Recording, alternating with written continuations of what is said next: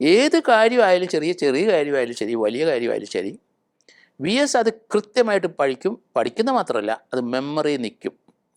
അസാമാന്യ മെമ്മറിയുള്ള വ്യക്തിയാണത്. അദ്ദേഹം ഒരെണ്ണം ബുക്കെടുത്ത് റെഫർ ചെയ്യേണ്ട ആവശ്യം ഞാൻ കണ്ടിട്ടില്ല. ഓരോ കാര്യങ്ങളും ചോദിക്കുമ്പോൾ ഞാൻ അതിശയം വിചാരിച്ചിട്ടുണ്ട്.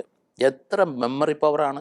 അത് അദ്ദേഹം വളർന്നു വന്ന സാഹചര്യത്തിൽ നിന്ന് അദ്ദേഹത്തിൻ്റെ അനുഭവത്തിൽ കൂടി വന്നതാണ്. അതുകൊണ്ടാണ് അങ്ങനെയുള്ള കാര്യങ്ങൾ ഒരിക്കലും അദ്ദേഹം മറക്കില്ല.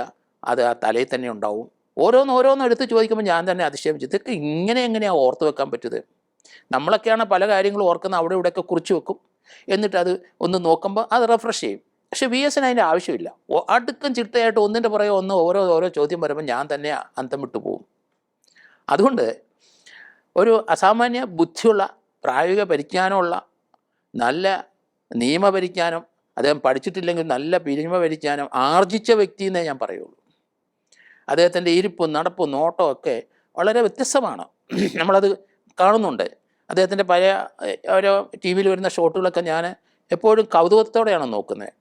കാരണം അദ്ദേഹത്തിൻ്റെ ഓരോ മൂവ്മെൻറ്റും, അദ്ദേഹത്തിൻ്റെ ആ ജൂബ ഷർട്ട്, മറ്റു ചില കാര്യങ്ങൾ അദ്ദേഹം വീട്ടിൽ ഒരു ആടിനെ വളർത്തിയിരുന്നു എന്ന് പറഞ്ഞു. ആട്ടുംപാൽ അദ്ദേഹം കുടിക്കുമായിരുന്നു. ആരോഗ്യത്തിൻ്റെ ഒരു ലക്ഷണം തന്നെ ആയിരിക്കണം അത് എന്നാണ് ഞാൻ മനസ്സിലാക്കിയിരിക്കുന്നത്.